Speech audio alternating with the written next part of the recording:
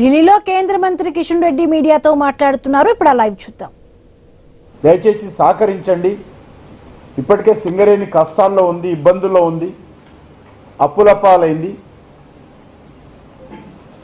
Production తగ్గింది, జీతాలు ఇవ్వలేనటువంటి పరిస్థితుల్లో మేము బ్యాంకులలో ఓడి తెచ్చుకొని జీతాలు ఇవ్వాల్సిన పరిస్థితి ఏర్పడింది అని చెప్పి అనేక మందితో మాట్లాడిన తర్వాత అందరూ కూడా పెద్ద మనసుతో సహకరించడం జరిగింది. తద్వారా ఈరోజు సింగరేణికి ఈ కోల్ బ్లాక్ అలాట్మెంట్ కావడము, వరుసగా ఇది 3వ కోల్ బ్లాక్ అని ఈ సందర్భంగా మనవి చేస్తున్నాను. మొదట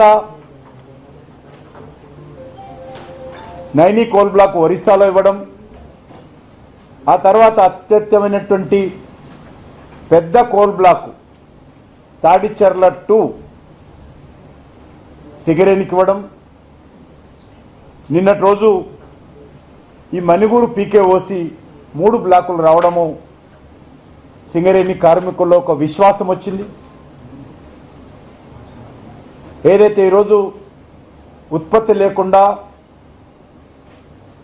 ఇబ్బందుల్లో ఉన్నటువంటి సింగరేణికి ఒక కొత్త ఆశ మళ్ళీ చిగురించిందని సందర్భంగా మనవి చేస్తా ఉన్నాను.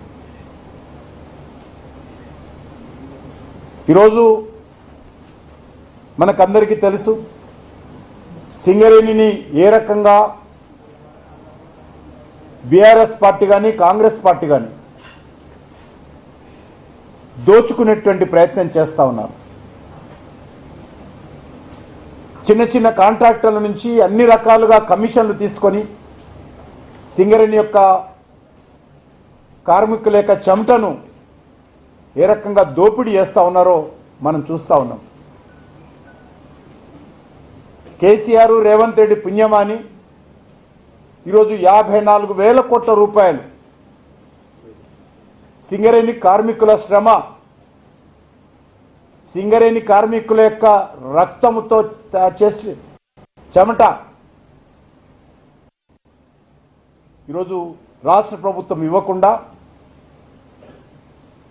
ఈరోజు సింగరేణిని ఆర్థికంగా ఇబ్బందులకు గురి చేస్తున్న విషయాన్ని సందర్భంగా మనవి చేస్తా ఉన్నాను. కాబట్టి ఇప్పటికైనా రాష్ట్ర ప్రభుత్వము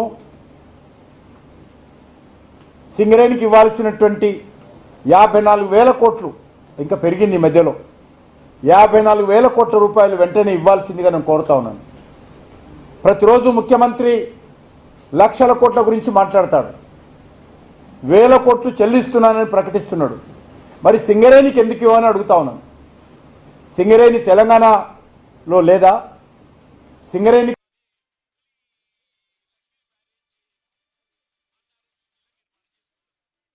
కావడము, వరుసగా ఇది 3వ కోల్ బ్లాక్ అని ఈ సందర్భంగా మనవి చేస్తున్నాను. మొదట నైని కోల్ బ్లాక్ ఒరిస్సాలో ఇవ్వడం, ఆ తర్వాత అత్యధికమైనటువంటి పెద్ద కోల్ బ్లాక్ తాడిచెర్ల 2 సింగరేణికి ఇవ్వడం, నిన్నటి రోజు ఈ మణిగూరు పీకేఓసి 3 బ్లాకులు రావడము సింగరేణి కార్మికుల్లో ఒక విశ్వాసం వచ్చింది. ఏదైతే ఈరోజు ఉత్పత్తి లేకుండా ఇబ్బందుల్లో ఉన్నటువంటి సింగరేణికి ఒక కొత్త ఆశ మళ్ళీ చిగురించిందని సందర్భంగా మనవి చేస్తా ఉన్నాను. ఈరోజు మనకందరికీ తెలుసు సింగరేణిని ఏ రకంగా బీఆర్ఎస్ పార్టీ కానీ కాంగ్రెస్ పార్టీ కానీ దోచుకునేటువంటి ప్రయత్నం చేస్తూ ఉన్నారు. చిన్న చిన్న కాంట్రాక్టర్ల నుంచి అన్ని రకాలుగా కమిషన్లు తీసుకొని సింగరేణి యొక్క కార్మికుల యొక్క చెమటను ఏ రకంగా దోపిడీ చేస్తూ ఉన్నారో మనం చూస్తూ ఉన్నాం.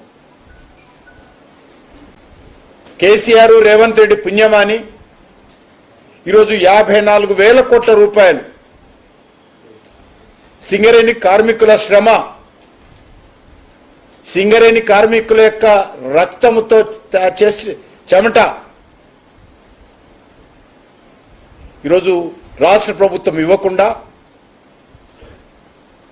ఈరోజు సింగరేణిని ఆర్థికంగా ఇబ్బందులకు గురి చేస్తున్న విషయాన్ని సందర్భంగా మనయేస్తా ఉన్నాం. కాబట్టి ఇప్పటికైనా రాష్ట్ర ప్రభుత్వము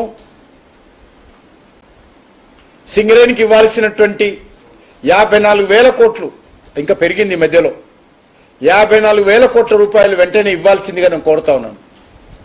ప్రతిరోజు ముఖ్యమంత్రి లక్షల కోట్ల గురించి మాట్లాడతాడు, 1000 కోట్లు చెల్లిస్తున్నానని ప్రకటిస్తున్నాడు. మరి సింగరేణికి ఎందుకు ఇవ్వని అడుగుతా ఉన్నాను. సింగరేణి తెలంగాణలో లేదా? సింగరేణి కార్మికులు తెలంగాణ ప్రజలు కాదా? మీరు చేస్తున్నటువంటి పెత్తనం సింగరేణి మీద కాదా? మరి ఎందుకు సింగరేణికి మీరు ఈ యొక్క ఇవ్వాల్సినటువంటి 54,000 కోట్ల రూపాయలు ఎందుకు ఇవ్వడం లేదో ఈరోజు చెప్పాల్సినటువంటి అవసరం ఉంది. ఈ మధ్యలో కేసీఆర్ కొడుకో మాట మాట్లాడుతున్నాడు, సింగరేణికి కిషన్ రెడ్డి కూడా అన్యాయం చేశాడని. ఎవరు అన్యాయం చేస్తున్నారో చర్చకు సిద్ధంగా ఉన్నాడు అడుగుతా ఉన్నాను. కేసీఆర్ హయాంలో ఈరోజు సింగరేణికి అన్యాయం జరిగిందా, లేక నేను మంత్రి అయిన తర్వాత సింగరేణికి న్యాయం జరిగిందా? ఈరోజు కేసీఆర్ సిద్ధంగా ఉన్నాడా చర్చకు అడుగుతా ఉన్నాను. మీ పుణ్యమా అని, మీ కుటుంబం పుణ్యమా అని సింగరేణి అప్పుల పాలై ఆర్థికంగా దివాలా తీసేటువంటి పరిస్థితికి వచ్చింది ఈరోజు. అటువంటి సింగరేణిని ఈరోజు అన్ని రకాలుగా ఆదుకునేటువంటి ప్రయత్నం మరి చిత్తశుద్ధితో ఈరోజు మేము చేస్తా ఉన్నాం అన్న విషయాన్ని ఈ సందర్భంగా నేను మనవి చేస్తా ఉన్నాను. ముఖ్యంగా ఈ విషయంలో కార్మిక సంఘాలన్నీ కూడా ఏకమై రాష్ట్ర ప్రభుత్వం నుంచి సింగరేణికి రావాల్సినటువంటి 54,000 కోట్ల బకాయిల కోసం పోరాటం చేయాల్సిన అవసరం ఉంది. భారతీయ జనతా పార్టీగా మేము కూడా పూర్తి స్థాయిలో రాష్ట్ర ప్రభుత్వం మీద ఒత్తిడి చేస్తాం. సింగరేణి కార్మికుల యొక్క బకాయిలు ఏవైతున్నాయో రాష్ట్ర ప్రభుత్వం మెడలు వంచి సాధిస్తామని చెప్పి ఈ సందర్భంగా మనవి చేస్తూ, మరొక విషయము, ఇటీవల ఫేస్బుక్లో, ఇన్స్టాగ్రామ్లో మన భారత ప్రధానమంత్రి నరేంద్ర మోడీ గారిని లక్ష్యంగా చేసుకొని అత్యంత అమర్యాదకరపురంగా, అభ్యంతరకరంగా, అవమానకరంగా మార్ఫింగ్ చేసినటువంటి వీడియోలు, ఫోటోలను పోస్ట్ చేస్తున్న విషయం మనకు తెలుసు. ఒక నరేంద్ర మోడీ గారి మీదనే కాదు, స్వర్గస్థురాలైనటువంటి అలా తల్లి గారిని అనేక రకాలుగా నీచాతి నీచంగా నోటితో చెప్పలేనటువంటి మాటలతో, రాతలతో, కనీసమైనటువంటి